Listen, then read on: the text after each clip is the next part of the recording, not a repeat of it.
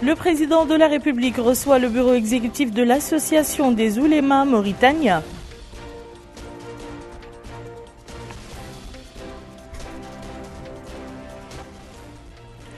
La première dame appelle à s'armer de la science et de la connaissance lors du colloque virtuel de l'ICESCO.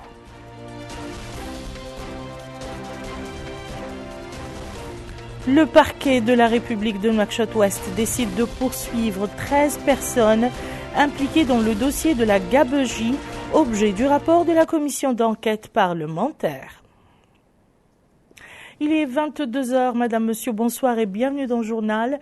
Un journal que nous ouvrons par les activités du président de la République, Monsieur Mohamed El-Cheikh El-Ghazouani, qui a reçu ce matin au palais présidentiel à Nouakchott une délégation du bureau exécutif de l'Association des oulémas mauritaniens, conduite par son secrétaire général, Monsieur Cheikh Ould Saleh. L'audience s'est déroulée en présence du ministre des Affaires islamiques et de l'enseignement originel, M. Dahoud Sidi Ould Amr Talib, M. Mohamed Ahmed Ould Mohamed Lamine, directeur du cabinet du président de la République, M. Ahmed Ould Naini, conseiller à la présidence de la République, et M. Sidi Mohamed Ould Sidi Ja'far, chargé de mission à la présidence de la République. Et à l'issue de la réunion, le secrétaire général de l'association a fait une déclaration dans laquelle il a déclaré que la délégation de l'association des oulémas mauritaniens a rencontré le président de la République, M. Mohamed El-Cheikh El-Ghazouani. La rencontre a été amicale et positive. La réunion, dit-il, a permis de discuter d'un certain nombre de questions posées que le président s'est engagé à régler. Il est à noter que l'association des oulémas mauritaniens, dans sa nouvelle constitution, après la fusion en son sein de plusieurs organisations d'oulémas et d'imams, est une association bénévole apolitique dont le slogan est le noble hadith « Si Allah veut à quiconque du bien, il l'instruit dans le domaine de la religion ». Il est des valeurs d'authenticité, de modération et d'engagement. Cette association se compose d'une conférence comprenant le Conseil scientifique suprême, un bureau exécutif dirigé par le secrétaire général, un organe consultatif et des bureaux scientifiques dans les wilayas. Les statuts de l'organisation stipulent également que tout érudit mauritanien est considéré comme membre de cette association.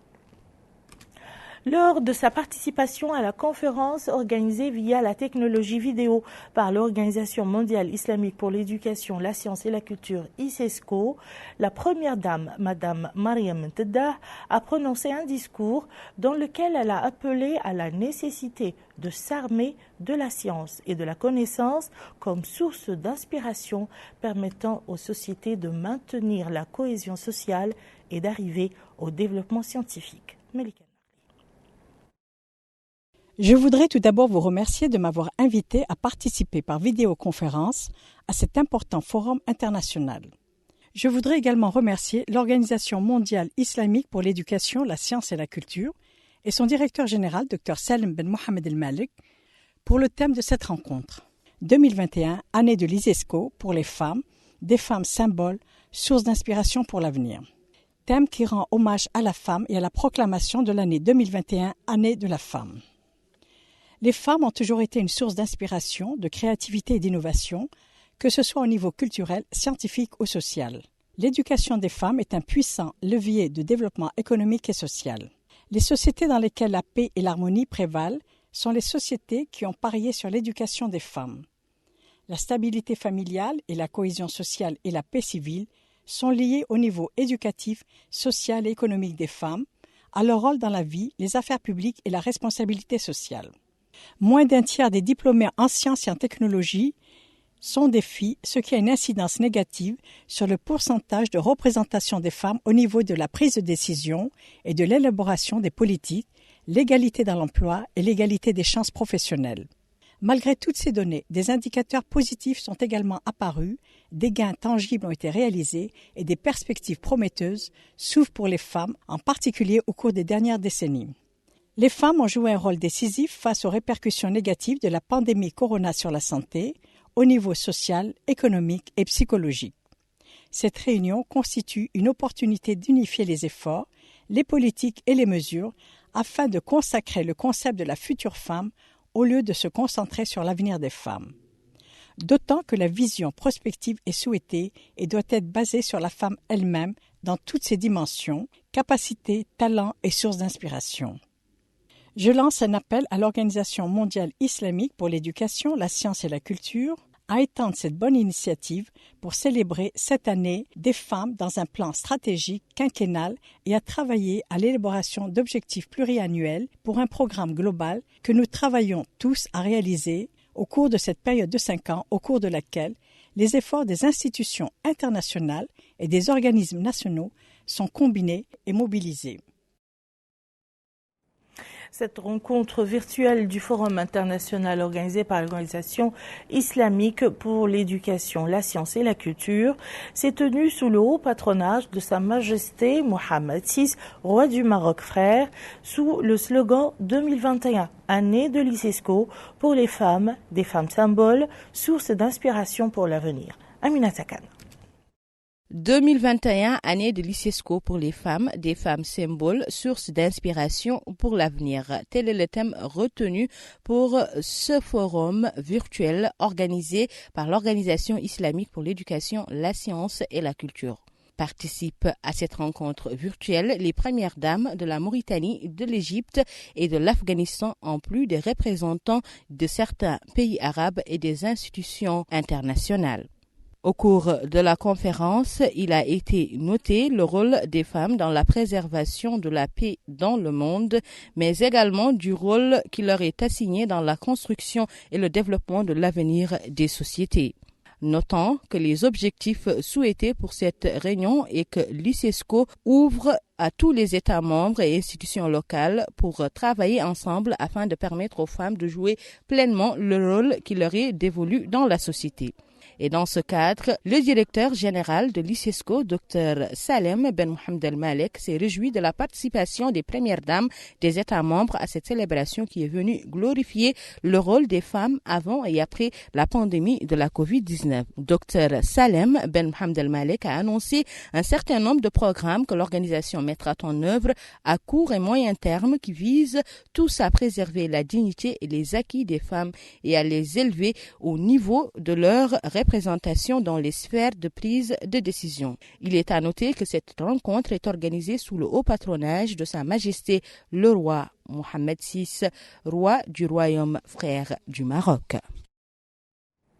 Dans un communiqué rendu public aujourd'hui par le ministère public, le pôle anticorruption du parquet de la République de Nouakchott-Ouest affirme avoir décidé, après avoir entendu les suspects du dossier RP01-2021, de poursuivre 13 personnes impliquées dans l'enquête préliminaire et l'enquête financière parallèle ouverte sur les faits objet du rapport de la commission d'enquête parlementaire.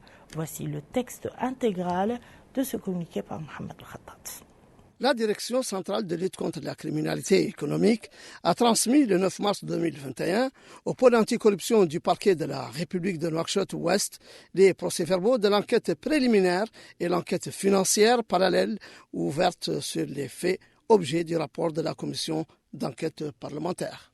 Les opérations d'investigation ont compris la recherche, le rassemblement, l'étude et l'exploitation de milliers de documents, l'interpellation, l'audition et la confrontation des dizaines de personnes, des constatations sur les lieux à Nouakchott, Nouadhibou, Trarza et Inchiri.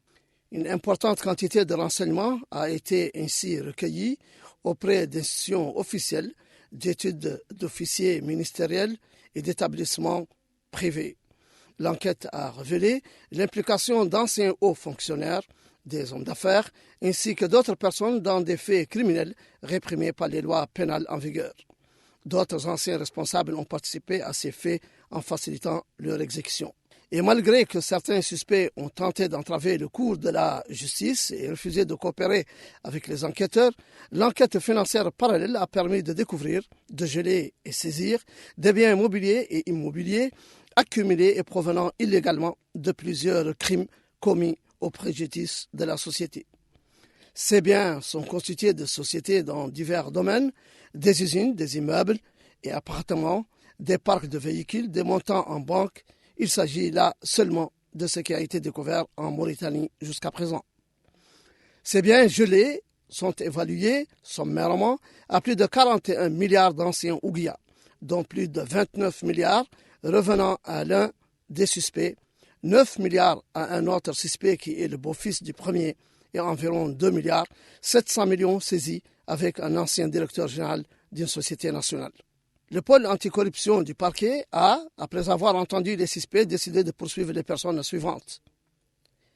1. Mohamed Ould Abdelaziz. 2. Yahya Ould Haddamin. 3. Mohamed Salim Ould Bashir. 4. Mohamed Abdallahi Ould Da'a. 5. Talib Ould Abdifal. 6. Hassan Ould Ali. 7. Mukhtar Djaï. 8. Mohamed Salim Ould Ibrahim Val. 9. Mohamed Ould Daf. 10. Mohamed Ould Msabou. 11. Mohamed Amin Ould Boubat. 12. Mohamed Amin Ould Aloukaï. 13. Mouhiddin Mohamed Salek Ould Bou.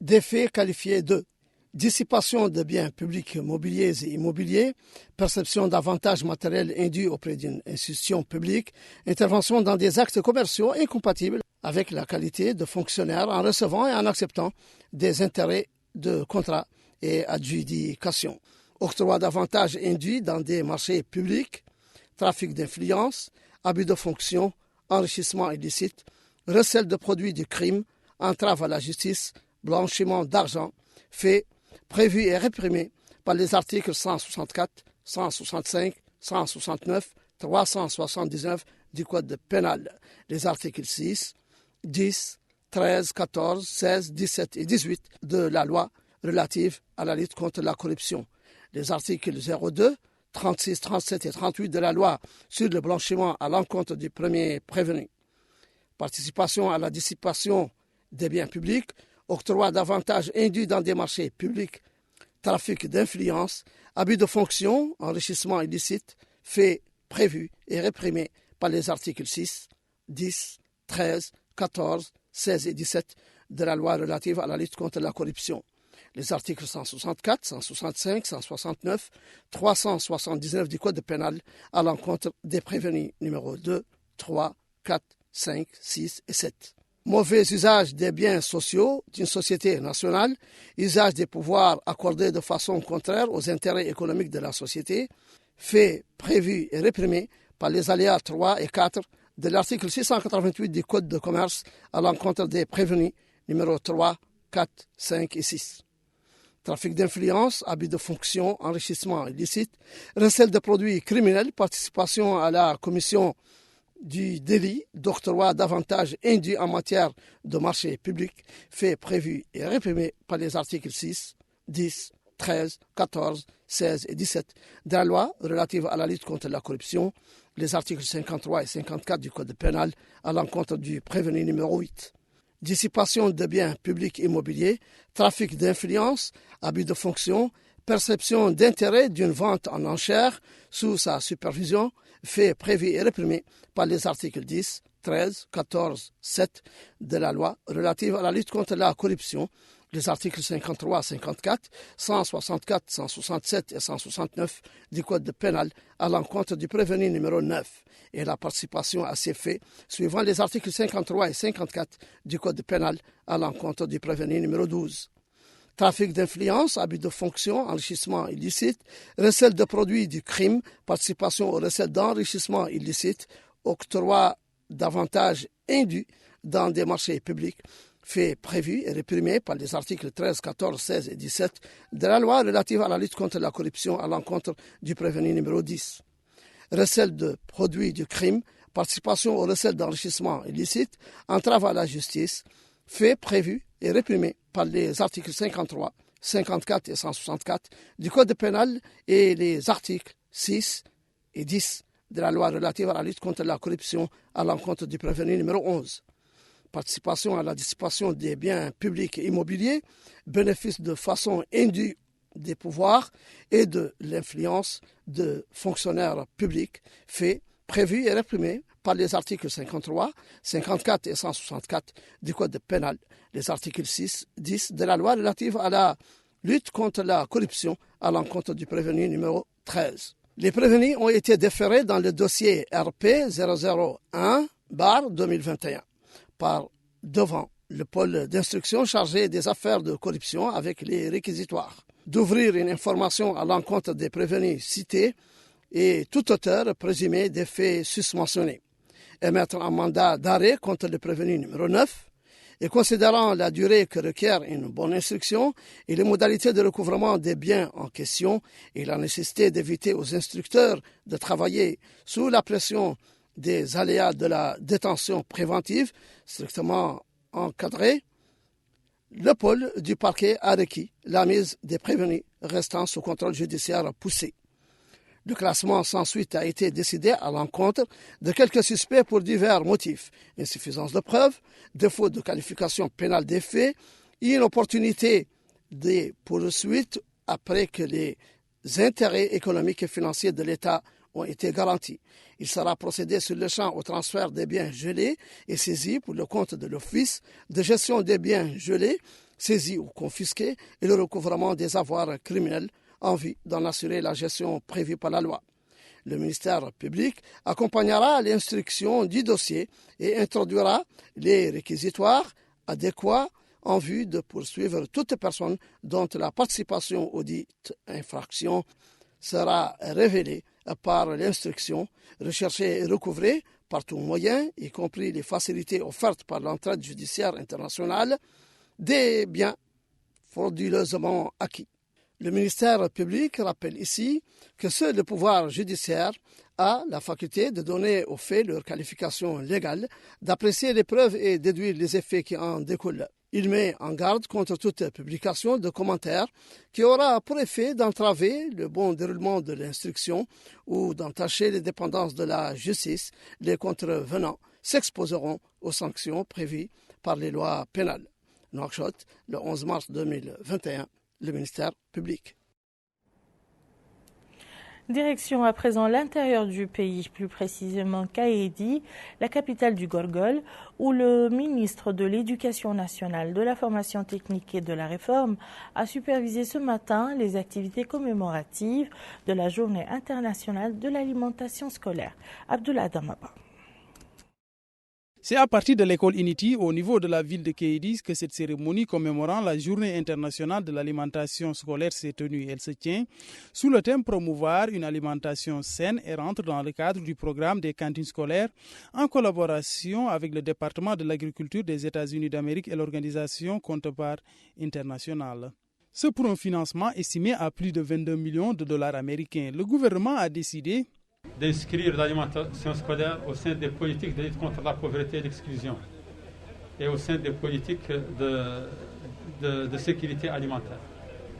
Un programme dans lequel la délégation générale Ta'azur et le commissariat de la sécurité alimentaire appuient le ministère de l'Éducation nationale pour la mise en œuvre d'un vaste programme de cantines scolaires qui doit, en plus des efforts engagés par nos deux partenaires principaux, le gouvernement américain à travers le ministère de l'Agriculture, avec le don mis en œuvre par l'organisation Counterpart International, et notre partenaire traditionnel, le Programme alimentaire mondial. Donc avec l'intervention de ces deux partenaires, avec la composante nationale, le programme va toucher cette année plus de 147 000 élèves.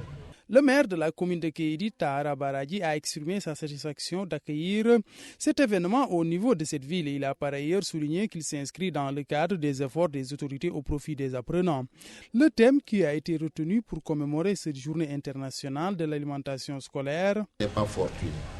Il traduit l'expression de la nécessité pour chaque être humain de disposer de façon durable de la nourriture, mais aussi et surtout l'importance de la qualité des repas. Outre la provenance de la nourriture, les repas doivent être bien préparés, exempts de toute critique, du point de vue hygiène et nutritionnel. Là commence le véritable rôle et la responsabilité des cantinières qui préparent les repas des élèves dans les écoles. Le directeur de l'école Unity de Kédi a pour sa part mis en avant les bienfaits de cette intervention, s'exprimant au nom des apprenants. Cet élève a fait part de la satisfaction de ses camarades pour les cantines scolaires.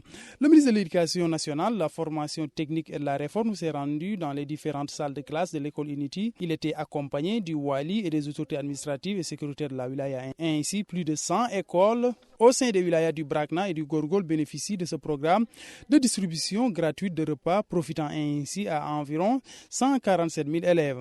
Le ministre de l'Éducation nationale, la formation technique et de la réforme s'est enquis des magasins où sont stockés les aliments qui sont utilisés dans le cadre de ces cantines scolaires. Enfin, au cours de cette journée, les membres de ces délégations ont planté des arbres dans l'enceinte de cet établissement.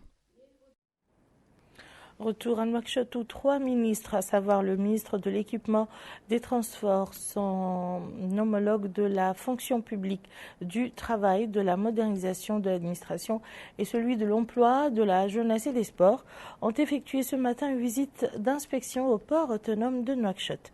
La visite a pour objet de permettre aux ministres de prendre connaissance du statut du port autonome de Nouakchott, dit port de l'amitié, des conditions de travail et de recenser les défis auxquels cette institution et ses employés sont confrontés. Pour Karboïlaba. 3 membres du gouvernement en visite au port autonome de Nouakchott du port de l'amitié. Il s'agit du ministre de l'Équipement et des Transports, celui de la fonction publique, du travail et de la modernisation de l'administration et le ministre de l'Emploi, de la Jeunesse et des Sports. Objectif, s'informer des conditions de travail dans cette infrastructure. Sur place, la délégation a été édifiée sur le rôle et les missions de ce port qui jouit d'une position géographique privilégiée qui le prédestine à jouer un rôle prépondérant dans le commerce international. Autre acte, c'est cette réunion tenue avec l'administration du port et les représentants du syndicat. Ainsi, le ministre de l'Équipement et des Transports, Mohamedou Ahmedou Mohamed, a indiqué que cette visite vise à s'informer des conditions de travail dans cette grande infrastructure vitale, soulignant que l'administration portière a fourni toutes les informations nécessaires pour évaluer les performances du port. Justement, le port autonome de Nouakchott du port de l'amitié joue un rôle primordial dans l'économie nationale et dans les échanges commerciaux de notre pays, dont la quasi-totalité emprunte la voie maritime. Il constitue l'un des principaux outils industriels et commerciaux pour le développement économique et social du pays. Le ministre de l'Emploi et moi avons décidé à un moment donné, en collaboration avec le ministre de l'Équipement, de venir faire une visite sur ce lieu de travail, ce lieu de développement, ce lieu qui permet aujourd'hui une image excellente de la Mauritanie. Qui dit une image excellente dit une image de développement et une image de prospérité par des travailleurs. Et c'est dans ce cadre-là que nous sommes venus pour vérifier, pour voir avec vous les conditions dans lesquelles la Mauritanie, le port, utilise les travailleurs. Son Excellence, le Président de la République, met un accent particulier sur la protection des travailleurs dans les lieux de travail. Et convenablement, vous l'avez vu, pendant cette période Covid, nous avons traversé beaucoup de périodes un peu ensemble, mais aujourd'hui les conditions s'améliorent et c'est dans ce cadre-là que nous sommes venus ensemble voir avec vous, de près avec vous, quelles sont les difficultés, quelles sont les améliorations qui s'apportent aujourd'hui à notre développement. Ce port est un outil essentiel à nous tous, tant au pays qu'à ceux qui y travaillent. C'est dans ce cadre, Monsieur le Directeur général, Monsieur le ministre de l'Équipement, Monsieur le ministre de l'Emploi, qui est chargé de l'emploi aussi, nous sommes venus nous enquérir de ce que vivent ici les gens pour participer au développement de ce pays. Et dans ce cadre-là, nous sommes en même temps dans le droit aussi de vous demander à tous ceux qui gèrent les travailleurs le respect strict de la législation sociale du travail. De son côté, le ministre de l'Emploi, de la Jeunesse et des Sports, Taleb Ould-Sid Ahmed, a souligné que le taux de chômage élevé a des répercussions négatives sur la société, de sorte que les Mauritaniens doivent travailler dans tous les emplois, rappelant l'existence d'une loi claire pour contrôler les travailleurs étrangers. Il a ajouté que la protection de la main-d'œuvre nationale est au cœur des préoccupations de l'État. Autre intervention, c'est celle faite par le directeur général du port autonome de Nouakchott du port de l'Amitié, Sid Ahmed El Raïs, qui a loué les relations des syndicats avec l'administration pour résoudre les problèmes de leur organisation en général et des travailleurs en particulier. De leur côté, les porte-paroles des syndicats ont salué cette visite, soulignant qu'elle reflète la préoccupation de l'État envers les travailleurs. Ils ont également loué le rôle de l'administration portière et sa gestion pour résoudre les problèmes en suspens. Dans ce cadre, ils ont appelé les autorités concernées à soutenir l'administration portière afin que toutes les demandes soient satisfaites.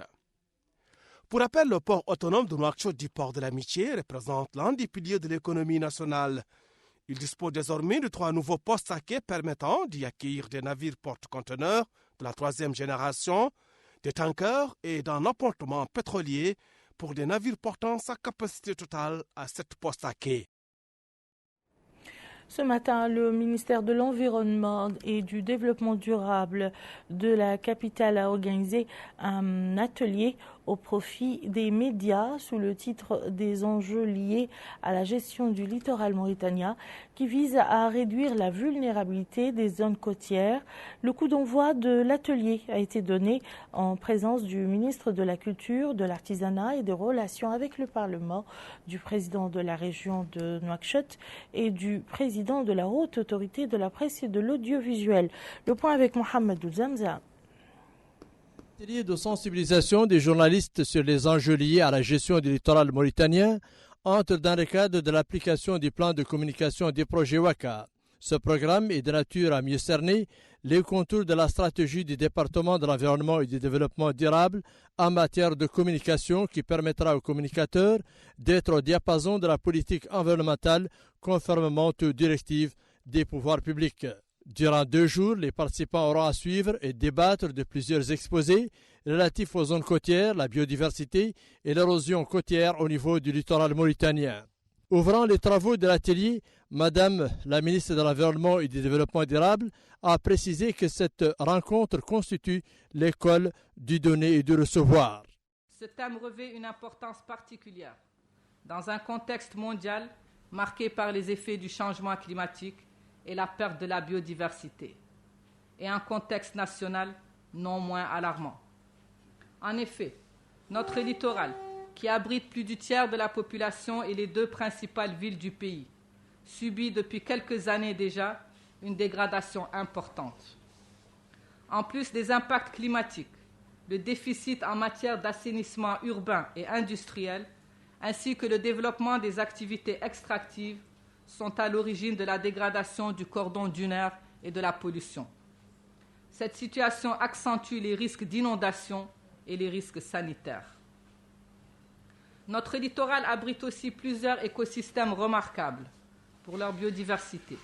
Il s'agit du parc national du Banc d'Arguin, qui couvre près du tiers du linéaire côtière, la baie du Lévrier et la baie de l'Étoile. Plus au sud, on trouve la réserve naturelle du Chatboul et le parc national du Djaouling. Le PNBA, le parc du Djaouling et le Chatboul sont classés sites Ramsar car ce sont des zones humides d'importance internationale. Pour faire face à ces défis, le gouvernement a adopté en 2017 un plan directeur d'aménagement du littoral et met en œuvre depuis 2019 avec l'appui de la Banque mondiale le projet WACA, dont l'objectif est de renforcer la résilience du littoral et des populations. Mesdames et messieurs, les enjeux multidimensionnels du littoral nécessitent une gestion et une coordination concertée entre les acteurs institutionnels, mais aussi un engagement fort des opérateurs privés et des citoyens. De son côté, la représentante résidente de la Banque mondiale a salué l'appui apporté par son institution à l'environnement. Depuis 2016, la Banque mondiale appuie le gouvernement de la Mauritanie, en particulier le ministère de l'Environnement et du Développement durable, dans le renforcement de la résilience de son littoral face aux risques côtiers. Cet engagement a commencé avec l'appui à la mise à jour du plan de directeur d'aménagement du littoral mauritanien et plus tard, depuis 2018, avec un soutien technique et financier dans la mise en œuvre de ce plan et dans le cadre du projet régional d'investissement pour la résilience des zones côtières en Afrique de l'Ouest, que vous connaissez comme OACA RESIP. Dans le cadre de ce projet, la République islamique de la Mauritanie s'est associée avec 5 autres pays du Sahel: le Sénégal, la Côte d'Ivoire, le Togo, le Bénin et São Tomé et Principe. Notons que plusieurs exposés sont inscrits à l'agenda de la première journée de cet atelier. Des membres du gouvernement commentaient hier soir à Nouakchott les résultats du Conseil des ministres lors d'une rencontre avec la presse. Il s'agit des ministres de l'enseignement supérieur, de la recherche scientifique et des technologies de l'information et de la communication, porte-parole du gouvernement, M. Sidioul Salem, du pétrole, des mines et de l'énergie, M. Abdessalam Oul Mohamed Salah, et de l'environnement et du développement durable, Mme Mariam Bakay. Abdul Adamaba nous en dit plus. Comme à l'accoutumée, une conférence de presse est tenue à la suite des travaux du Conseil des ministres. Le ministre de l'Enseignement supérieur, de la Recherche scientifique, des technologies, de l'information et de la communication, porte-parole du gouvernement Sidioul Salem, a présenté les projets de décret qui ont été adoptés et communications présentées durant ces travaux. Par la suite, il a répondu à une interpellation concernant l'issue du rapport de la commission d'enquête parlementaire. À ce propos, le porte-parole du gouvernement a déclaré que ce dossier est entre les mains de la justice. Il suit son cours normal et a aussi souligné que la justice est l'institution habilitée à traiter cette question et que l'exécutif n'est pas concerné. Le ministre du pétrole, des mines et de l'énergie, Abdessalam Oul Mohamed Saleh, a évoqué la communication relative à l'autorisation de la signature d'un contrat d'exploration-production avec la société Karine Energy au niveau du bassin offshore C7 dont la longueur est de 10 000 km. Il a en outre indiqué que cet accord est d'une importance capitale si les études menées aboutissent à des résultats probants. Pour sa part, la ministre de l'Environnement et du Développement durable, Mariam Bakay, elle a exposé le point saillant de la communication conjointe présentée avec le ministre de l'Éducation nationale, de la formation technique et de la réforme se rapportant à l'intégration de l'éducation environnementale en milieu scolaire. Elle a dans cette optique indiqué que ce programme comporte 5 objectifs, à savoir intégrer les enjeux environnementaux et principes de développement durable dans les programmes éducatifs du cycle primaire et secondaire, améliorer les capacités pédagogiques des enseignants dans le domaine environnemental, créer un réseau national des jeunes pour la promotion de l'environnement et pour l'année scolaire qui pointe à l'horizon un prix du meilleure école en phase avec les normes environnementales sera mis en jeu, se conclut-elle sous le haut patronage du président de la République. Rosso abrite les travaux d'un atelier de concertation et d'échange sur l'application de la loi 004-2021 relative aux associations, réseaux et fondations. Cette rencontre se tient à l'initiative du Commissariat aux droits de l'homme, à l'action humanitaire et aux relations avec la société civile. La rencontre d'une journée profite aux autorités régionales et les organisations de la société civile du Trarza. Amina Mtahlil. L'application de la loi 004-2021 relative aux associations, aux fondations et aux réseaux, c'était le thème d'un atelier de concertation et d'échange organisé par le Commissariat aux droits de l'homme, à l'action humanitaire et aux relations avec la société civile. Objectif de l'atelier, sensibiliser les autorités administratives, judiciaires et sécuritaires sur cette loi au niveau de la wilaya du Trarza.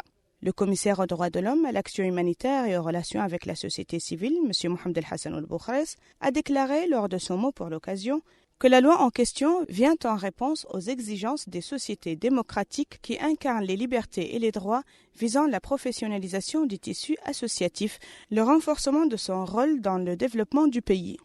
La loi, poursuit-il, remplace le système des autorisations par celui des déclarations et impose un système d'identification plus clair. Elle limite le seuil minimal des associations à 5 personnes et leur domaine d'intervention à un seul domaine principal déterminé. Elle régularise également, entre autres, la pertinence des nouvelles associations mauritaniennes ou étrangères, ainsi que la signature des accords cadres. Les participants à cet atelier de concertation ont reçu des explications sur l'importance de la loi qui permettra de faciliter le travail des associations, des fondations et des réseaux, ainsi que le suivi du travail de ces associations en vue de garantir la fluidité de leurs actions.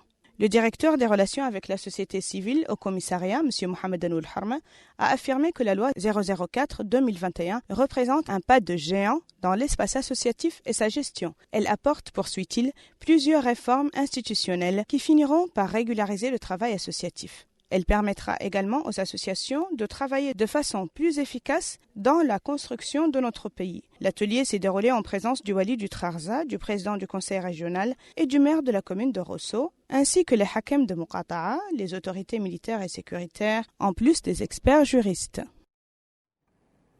Dans la capitale économique Nouadhibou, le président de l'autorité de la zone franche a ce matin fait le point sur l'avancement de la construction et de l'équipement d'une station de refroidissement et d'un stockage de marchandises à l'aéroport international de la ville. Point avec Houroul Mouilh.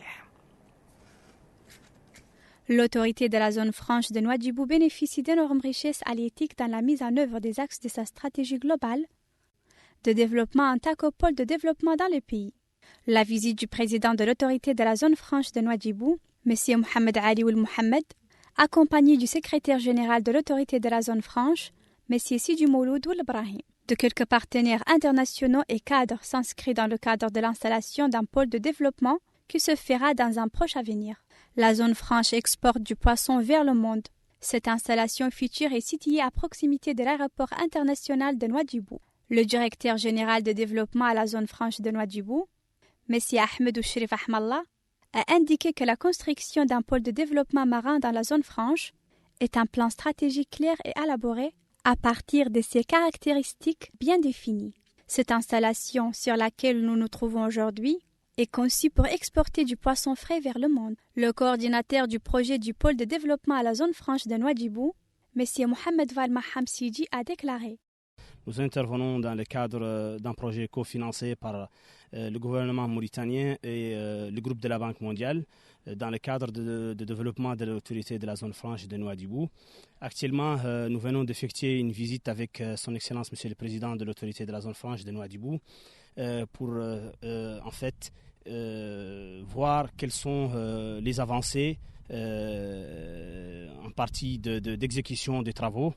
Et nous avons constaté qu'on est à peu près à 40% d'avancement malgré la situation pandémique mondiale liée au Covid. C'est une infrastructure composée d'un bâtiment, en fait un terminal frigorifique d'une superficie de 600 mètres carrés dédié à l'exportation du poisson frais vers l'étranger, notamment l'Europe et l'Asie et l'Amérique. Dans le cadre d'une politique économique établie par la zone franche de Nouadhibou, cette voie deviendra praticable en rapprochant les délais d'exportation du poisson frais mauritanien vers toutes les régions du monde. La Haute Autorité de la Presse et de l'Audiovisuel a organisé aujourd'hui à son siège à Nouakchott une journée interactive sur l'image de la femme dans les médias mauritaniens. L'occasion pour la HAPA d'écouter les femmes pionnières dans divers domaines du développement parler de leur expérience.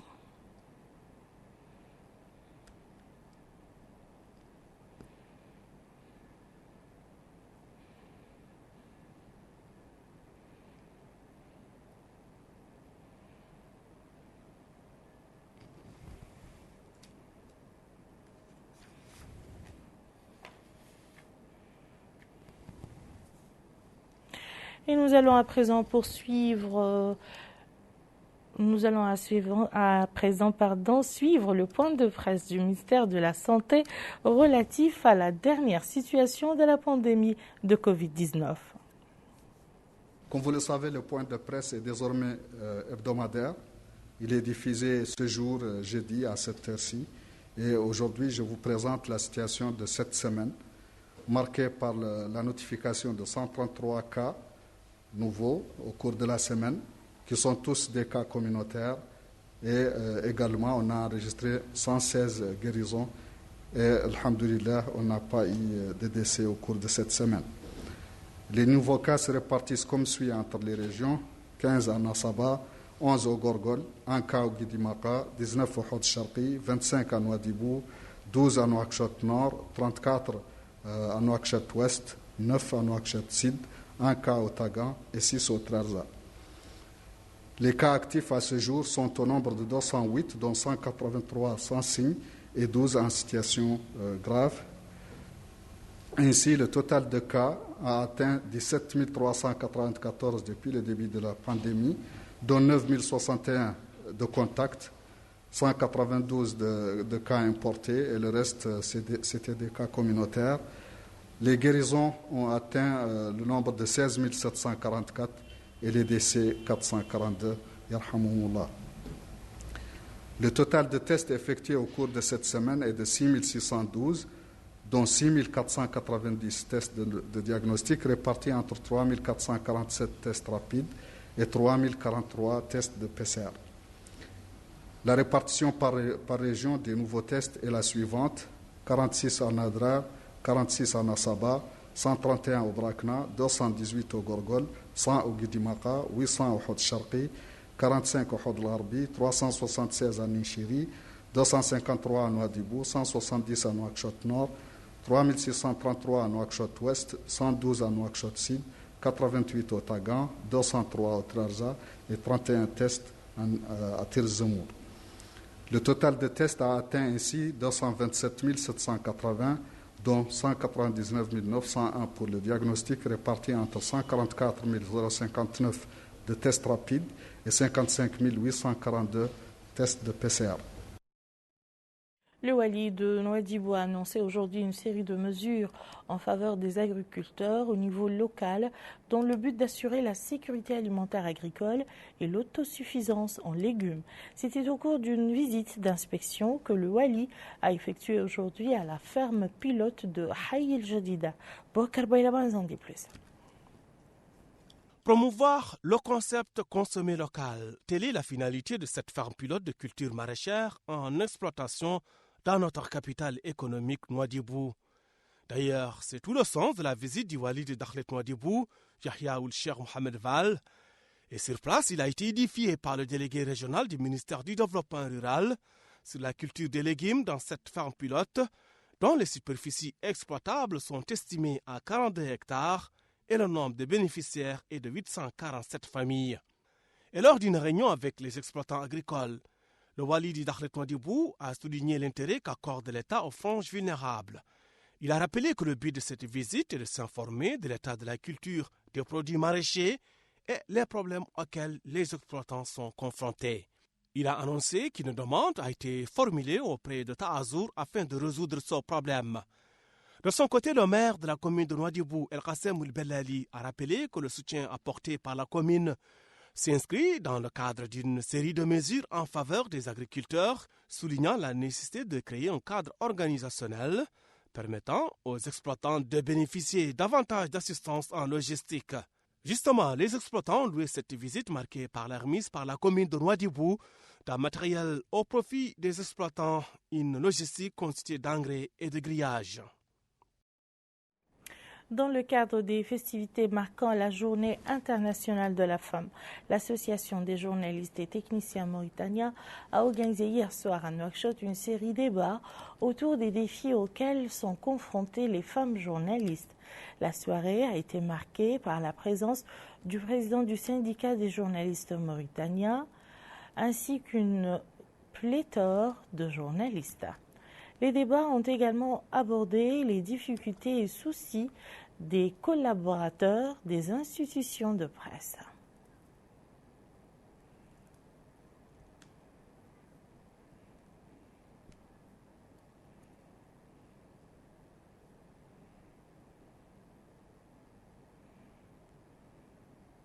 Fin du journal, tout de suite le rappel des titres. Le président de la République reçoit le bureau exécutif de l'Association des oulémas mauritaniens.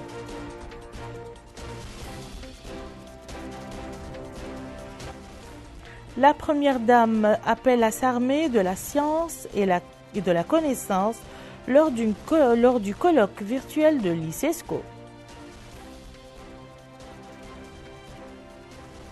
Le parquet de la République de Nouakchott-Ouest décide de poursuivre 13 personnes impliquées dans le dossier de la Gabégie, objet du rapport de la commission d'enquête parlementaire. Merci, madame, monsieur, de nous avoir suivis. Très bientôt, Inch'Allah. Thank you.